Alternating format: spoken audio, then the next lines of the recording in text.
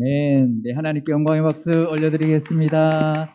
우리 옆 사람과 인사하시겠습니다. 반갑습니다. 축복합니다. 사랑합니다.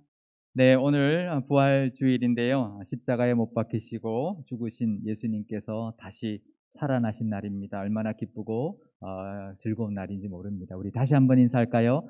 예수님은 부활하셨습니다. 예수님은 부활하셨습니다. 네. 네, 우리도 또 한 번 인사하겠습니다. 우리도 부활할 것입니다. 우리도 부활할 것입니다. 아멘. 제가 늘 부활절 때마다 말씀드리는 것인데요. 사순절은 예수님의 고난과 십자가를 묵상하는 40일간의 절기라면, 이 부활절은 부활주일부터 오순절까지 예수님의 부활을 기뻐하는 50일간의 기쁨의 절기입니다.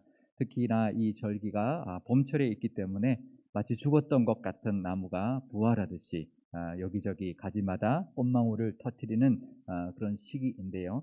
예수님의 부활도 우리가 찬양하고 기뻐할 뿐만 아니라, 또 이렇게 피조물들의 부활을 보면서도 기뻐하시고, 또 우리도 부활하여 영원한 몸을 입고 천국에서 영원히 아름답게 살 것을 기대하면서 즐거워하는 시간, 이 절기가 되시기를 바랍니다. 이제 내일부터 거리두기가 완전히 해제가 될 것입니다. 멈추었던 일상이 점점 이제 회복되어 갈 텐데요. 코로나가 참 힘든 시간이었습니다. 그래서 2년이 넘게 되었으니까요. 하지만 아주 귀한 것을 하나 우리에게 깨닫게 해 주었습니다. 그것은 바로 일상의 소중함이었습니다. 일상이 당연한 것으로 여겼지만 당연한 것이 아니었습니다. 얼마든지 그 일상이 멈출 수 있다라는 것을 깨닫게 해 주었는데요. 얼마나 감사한 것인지, 감사한 것을 깨닫게 해준지 모릅니다. 오늘 부활주의를 맞이하여서 부활하신 예수님이 보여주셨던 새로운 일상의 모습들을 통하여 일상의 부활이라는 제목으로 함께 은혜를 나눠보려고 합니다. 누가복음 그 부활을 우리가 처음으로 목격했던 사람들이 있죠. 우리가 잘 아는 대로 예수님과 함께 했던, 예수님을 늘 따라다녔던 여인들이었습니다. 이 여인들은 예수님이 십자가에서 숨을 거두시는 그때 시신에 향품을 발라주지 못했습니다. 왜냐하면 예수님이 숨을 거두실 때 그때가 해가 막 지려고 할 때였기 때문에, 해가 지면 날이 바뀌고 안식일이 되기 때문에 서둘러서 장례를 치를 수밖에 없었습니다. 그래서 여인들은 예수님이 가시는 그 마지막 길에 향품을 발라주지 못했던 것이 너무나 안타까워서 안식일이 지난 바로 다음 날 아침 일찍 그 향품을 들고 예수님을 장사했던 그 무덤을 향해 달려갔던 것이죠. 누가복음 24장 1절에서 6절 말씀입니다.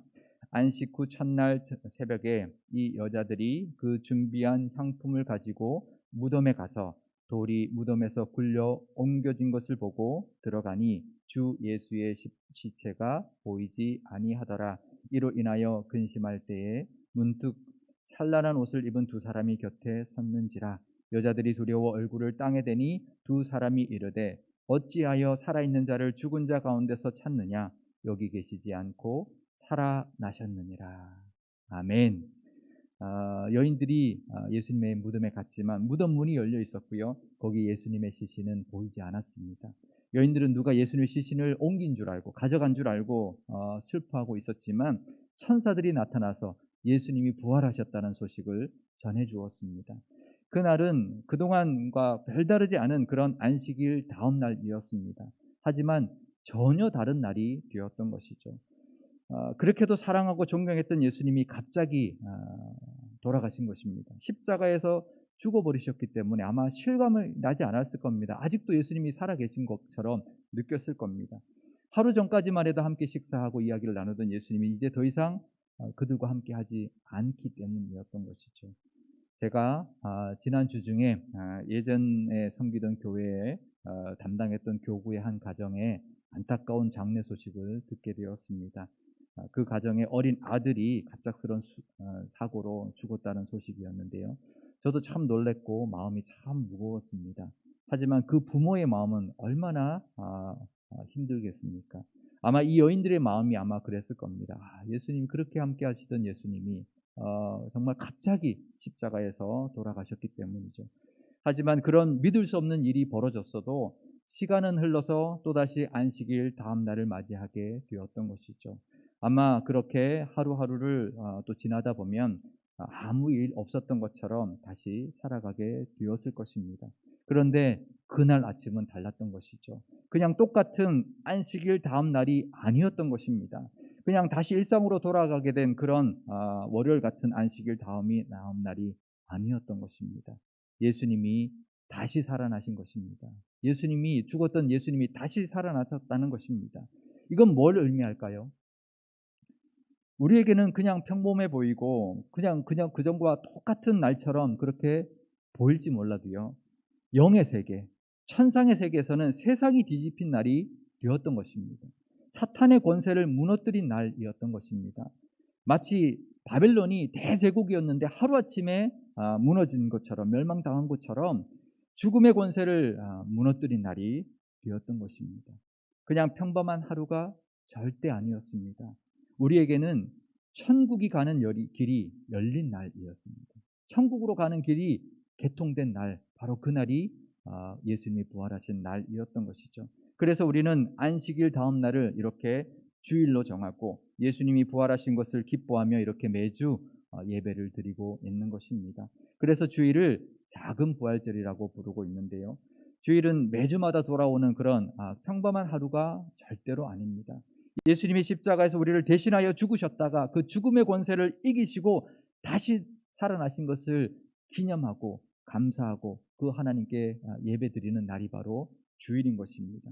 그러니 우리는 주일마다 이 부활을 기억해야 합니다. 그리고 또 새로운 한 주를 또 기쁨으로 다시 시작해야 할 것입니다.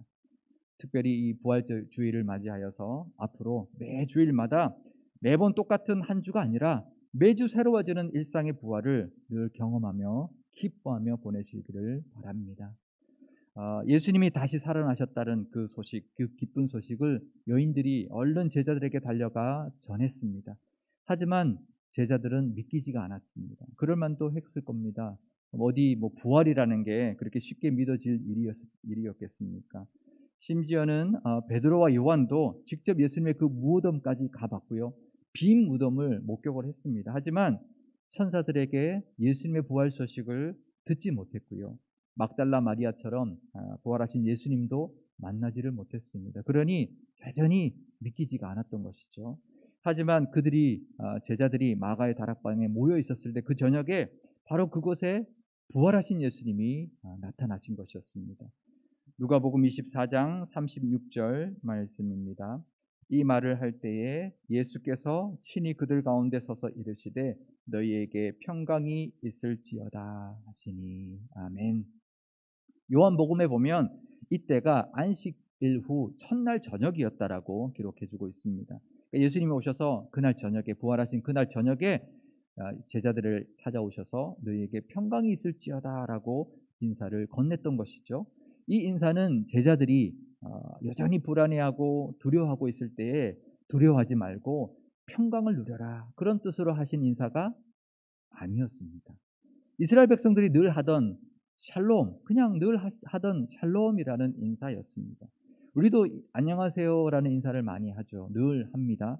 하지만 만약에 우리 가족 중에 한 사람이 사고로 죽을 뻔했다가 죽을 고비를 잘 넘겨서 다시 살아났다면, 그래서 우리가 인사를 한다면 그 인사는 그 전의 인사와 전혀 다른 인사, 똑같은 인사지만 전혀 다른 느낌의 인사가 될 것입니다. 안녕하시냐라고 하는 그 인사, 다시 살아난 사람에게도 또 다시 살아난 사람이 하는 그 인사로도 그 인사는 그전과 전혀 다른 그런 의미와 무게가 있는 인사가 될 것입니다. 예수님이 하셨던 이 샬롬의 인사가 바로 그랬습니다. 그 순간 이 인사는 그동안 늘 유대인들이 의례적으로 습관적으로 하던 인사가 아니었습니다. 그래서 훨씬 뛰어넘는 인사였던 것이죠. 그 평안, 예수님이 빌었던 그 평강, 물었던 그 평강은 세상의 평강이 아니고요, 죽음을 이긴 평강이었고요, 세상의 모든 두려움을 이길 만한 그런 평강이 되었을 겁니다. 영원한 안식을 예수님은 우리에게 주로 그때 오셔서 그 인사를 하셨던 것입니다. 그 샬롬은 영원한 샬롬을 선포해 주셨던 것이죠. 너희에게 이제 영원한 평강이 있을지어다라고 선포해 주셨던 것입니다. 그냥 샬롬이 아니라 영생의 샬롬을 우리에게 해 주셨던 그런 인사였던 것입니다. 얼마 전에 낙골 땅에 갈 일이 있었는데요. 우리가 낙골 땅에 가면 안치되어 있는 사람들의 사진들을 볼 수가 있습니다. 어떤 분들은 뭐 연세가 아주 많은 분들도 있지만 어떤 경우는 아직 자녀가 어린 비교적 젊은 가장이나 엄마의 사진도 있고요. 또 어떤 경우는 아직 어린 학생들의 사진도 있는 것을 참 많이 보게 됩니다. 그걸 보면 참 안타까운 마음이 드는데요. 그런데 더 안타까운 것은 무엇이냐면 그 낙골함에 십자가가 없는 것입니다. 아직 이른 나이에 세상을 떠난 것이 안타깝긴 합니다. 하지만 이 세상에 오래 살다가 세상을 떠났는데 예수님을 만나지 않고 예수님을 만나지 못하고 죽은 사람의 그 모습은 훨씬 더 안타까운 것이죠. 왜냐하면 그 두 죽음은 전혀 다른 죽음이기 때문입니다. 한쪽은 영생이라면 한쪽은 영벌이 기다리고 있기 때문입니다. 우리는 죽어서 예수님처럼 부활하게 될 것입니다. 믿습니까? 아멘. 그리고 우리는 주님과 함께 영원히 천국에서 그 부활의 몸을 입고 살아가게 될 것입니다. 그러니 부활하신 예수님이 하셨던 이 인사 샬롬은 전혀 다른 인사가 되었습니다. 우리도 평범한 하루를 또 살아가게 될 것입니다. 코로나 이후에 또 이 부활주일 이후에 또 평범한 하루하루를 살아가게 될 것입니다. 하지만 우리가 아는 인사에는 예수님이 하셨던 이 인사, 너에게 평강이 있을지어다라는 그 이름, 영생의 평강이 있을지어다라고 하는 그 의미가 담겨 있는 새로운 인사가 되어야 할 것입니다. 우리가 만나는 사람마다 안녕하세요라고 할 때 그 안녕은 이 땅에서의 안녕뿐만 아니라 영원한 생명에서의 안녕과 평강을 우리가 빌어줄 수 있어야 할 것이고요. 외적이고 육적인 평강뿐만 아니라 영적이고 영원한 평강, 영원한 안녕을 축복해 줄 수 있어야 할 것입니다. 이 부활주일에 우리가 하는 인사 한마디도 새로운 인사가 되시기를 바랍니다. 그러면서 우리도 이 부활절기 동안에 영원한 평강과 안녕을 바라보면서 기뻐하며 보내시는 시간 되시기를 바랍니다. 그런데 오늘 본문에 보면 부활하신 예수님을 만나고 예수님과 인사까지 나누었지만 제자들은 여전히 예수님의 부활을 믿지 못하고 영인가? 라고 하면서 두려워하고 의심을 떨칠 수가 없었습니다. 누가복음 24장 37절에서 43절의 말씀입니다. 그들이 놀라고 무서워하여 그 보는 것을 영으로 생각하는지라 예수께서 이르시되 어찌하여 두려워하며 어찌하여 마음에 의심이 일어나느냐 내 손과 발을 보고 나인 줄 알라 또 나를 만져보라 영은 살과 뼈가 없으되 너희 보는 바와 같이 나는 있느니라 이 말씀을 하시고 손과 발을 보이시나 그들이 너무 기쁨으로 아직도 믿지 못하고 놀랍게 여길 때에 이르시되 여기 무슨 먹을 것이 있느냐 하시니 이에 구운 생선 한 토막을 드리니 받으사 그 앞에서 잡수시더라. 아멘. 제자들이 믿지 못하니까 예수님이 못자국이 난 손과 발을 보여주셨습니다. 그런데도 제자들은 예수님이 부활하신 것을 완전히 믿지 못하고 놀라기만 하고 있었던 것이죠. 그랬더니 예수님이 이제는 무슨 먹을 것이 있느냐라고 물으시고는 구운 생선 한 토막을 그 자리에서 잡수셨습니다. 유독 부활하신 예수님이 제자들과 함께 음식을 드시는 장면이 여러 곳에 나오는데요. 오늘 본문 바로 앞에도 엠마오로 가던 두 제자들과도 저녁을 함께 나누셨던 장면이 기록되어 있습니다. 누가복음 24장 30절 말씀인데요. 그들과 함께 음식 잡수실 때에 떡을 가지사 축사하시고 떼어 그들에게 주시니. 아멘. 또 우리가 잘 아는 요한복음의 마지막 장면도 예수님이 갈릴리 바다로 돌아가서 고기를 잡고 있었던 그 제자들을 찾아가셔서 그때도 함께 그들과 식사를 나누셨습니다. 요한복음 21장 12절에서 13절 말씀입니다. 예수께서 이르시되 와서 조반을 먹으라 하시니 제자들이 주님이신 줄 아는 고로 당신이 누구냐 감히 묻는 자가 없더라. 예수께서 가셔서 떡을 가져다가 그들에게 주시고 생선도 그와 같이 하시니라. 아멘.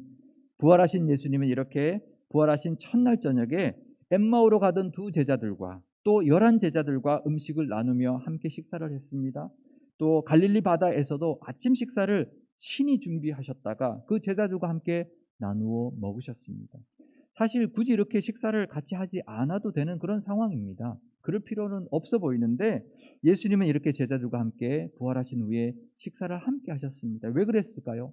물론 이것은 부활하신 예수님이 영이 아니라는 것을 그들에게 보여주기 위한 것도 있었지만 다른 이유가 있었습니다. 그것은 무엇이냐면 바로 부활하신 그 이후의 식사가 그 전과는 다른 식사다라는 것을 보여주고 싶으셨던 것이죠. 천국에서 앞으로 이렇게 먹게 될 영원한 식탁의 자리를 미리 제자들과 함께 해주셨던 것이죠. 우리가 천국 가면 주님과 함께 영원히 함께 먹고 마시는 그런 식탁의 자리를 함께 하게 될 것입니다. 우리도 천국 가면 주님과 그렇게 먹고 마시는 그런 부활의 삶, 영생의 삶을 살게 될 것입니다. 그러니 얼마나 감사할 일인가요? 그런데요, 그 식사를 보면 그냥 늘 먹던 음식이었습니다. 떡과 생선. 우리가 떡과 생선하면 우리 기억나는 기사가 있죠. 오병이어. 오병이어가 바로 그 평범한 그 오병이어에서 먹었던 그 평범한 보리떡과 작은 생선이었던 것이죠. 늘 먹던 그런 음식이었지만 그전과 저런 전혀 다른 식사로 대하기를 예수님은 원하셨던 것입니다. 우리는 식사를 하고 뭔가를 먹어도 늘 먹던 식사로 여겨서는 아니 될 것입니다. 맨날 먹는 똑같은 음식으로 여겨서도 안 될 것입니다. 우리가 부활을 기억하고 또 코로나 이후에 우리가 늘 먹고 마실 때 늘 똑같은 것으로 여겨서는 안 될 것입니다. 왜냐하면 오늘도 밥 한 끼 먹는 것이 얼마나 감사한 일인지 모르기 때문입니다. 우리가 밥 한 끼 먹고 뭔가를 하나 먹는 것도 정말 감사한 일이다 기억하며 그렇게 먹고 마실 수 있기를 바랍니다. 저도 나이가 들어 보니까요. 죄송합니다. 우리 연세 있으신 우리 교우들도 계시는데 제가 이런 말씀 드려서 너무 죄송하지만 나이가 들면 들수록 정말 비싸고 뭐 그런 뭐 특별한 음식보다 그냥 평범한 된장찌개 하나 또 오이고추 하나 쌈장에 찍어 먹는 것이 얼마나 맛있고 얼마나 행복한지 모르겠습니다. 이런 평범한 식사 한 끼를 못 먹는 사람에게는 얼마나 그립고 귀한 음식인지 모르기 때문이죠. 건강이 나빠지면 금세 먹는 것부터 못 먹게 되더라고요. 우리가 먹고 마실 때마다 맛있게 또 감사하면서 또 즐겁게 은혜롭게 먹고 마실 수 있기를 바랍니다. 평범한 식사 한 끼도 늘 이렇게 새롭고 또 감사의 제목으로 여기는 일상의 보활이 있으시기를 바랍니다. 천국 가면 어떨까요? 천국 가면 어떻게 살까요? 어떤 사람이 이런 말을 하는 것을 들었습니다. 천국 가서 영원토록 살면 지겹지 않을까? 이런 막말을 하는 사람을 제가 본 적이 있습니다. 지겨울까요? 영원히 살면? 뭐하고 살까요? 과연 하루하루 뭐하고 살까? 지겨워서 어떻게 영원히 살지? 그럴까요? 저는 그렇게 생각하지 않습니다. 천국에 사는 것이 하루하루 지겹고 매일 똑같은 것이라면 그것은 천국이 아니죠. 날마다 기쁘고 날마다 최고의 행복을 누리며 사는 것이 바로 천국일 것입니다. 이렇게 좋을 수 있을까 싶은 날이 계속되는 것. 오늘이 정말 이렇게 좋은 날인데 내일은 더 좋고 정말 계속 매일매일이 더 행복하고 좋은 날이 계속되는 것이 바로 영원히 계속되는 것이 바로 천국일 것입니다. 우리가 그런 말을 할 때가 있죠. 야, 이렇게 지금 이렇게 좋은데 이게 영원했으면 좋겠다. 천국은 그런 곳입니다. 천국은 그냥 영원한 것이 아니고요. 행복이 영원한 것이고 기쁨이 영원한 것입니다.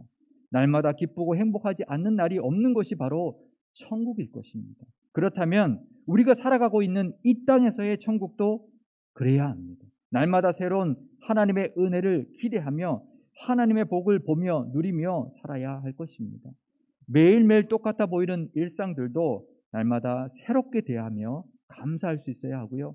다른 모습들로 인하여 기뻐하고 또 감사하며 살 수 있어야 할 것입니다. 이것이 이 부활절에 우리가 또 코로나가 끝나가는 이 부활절의 이 시점에 우리가 다짐해야 하는 일상의 부활이 되어야 할 것입니다. 일상의 부활을 누리며 살게 하시려고 예수님이 안식일 다음 날 아주 다음 날을 그 특별한 날 주일로 이렇게 삼아 주셨고요.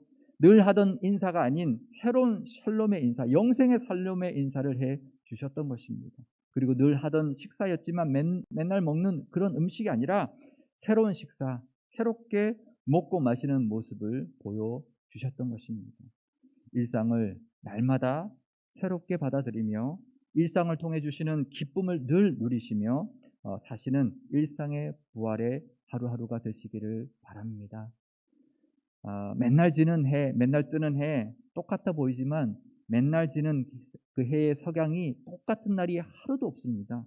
이처럼 우리의 일상도 똑같아 보이고 심지어는 지루해 보일 때도 있지만 절대로 똑같은 날은 하루도 없습니다. 똑같은 일상도 똑같은 일상도 하나도 없습니다. 날마다 새로운 일상을 주시는 하나님께 감사하며 그 일상을 통해 주시는 부활의 기쁨을 늘 누리며 사시기를 바랍니다. 이 부활절에 이제 피어나는 꽃들도 있는데요.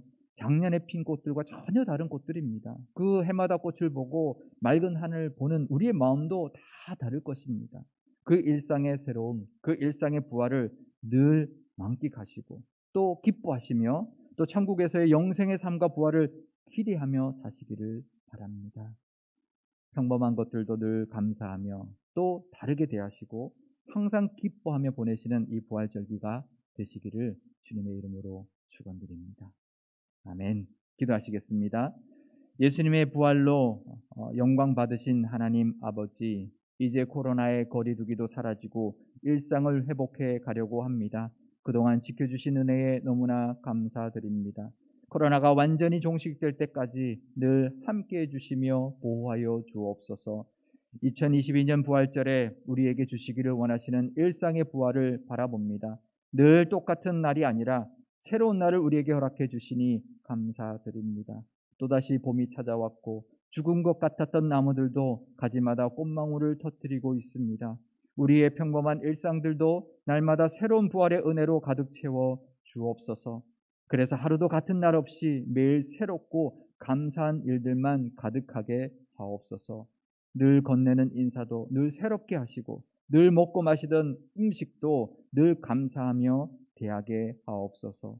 부활절을 맞이하여 우리에게 허락하신 이 평범한 일상이 얼마나 소중한지 코로나로 인하여 깨닫게 해주시니 감사드립니다.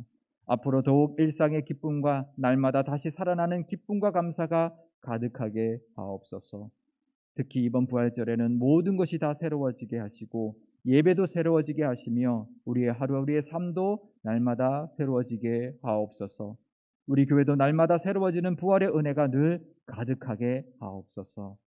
우리를 위하여 다시 사신 우리 구주 예수님의 이름으로 기도드리옵나이다. 아멘.